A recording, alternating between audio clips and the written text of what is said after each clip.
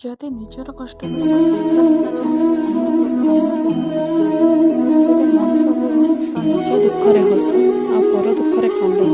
ନିଜର ମୃତ୍ୟୁ ଯଦି ଅପସନ୍ଦ କର ତେବେ କେବେ ହେଲେ ତାହାର